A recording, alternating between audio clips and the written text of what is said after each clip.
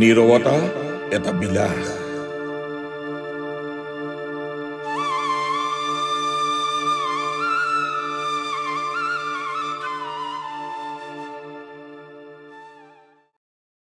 মোৰ অনুভৱৰ পৃথিৱীত নীৰৱতা। আপোন বতাহজাকত বাৰে বাৰে ছিগিছে উশাহৰ শিকলি।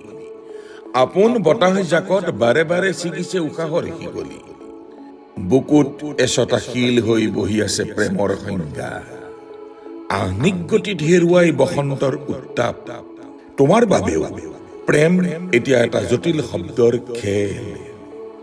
তথাপি আজিও শীতল নিয়ৰৰ টোপালৰ দৰেই দুষ্ট তোমাৰ আনন্দৰ অশ্ৰুকণা।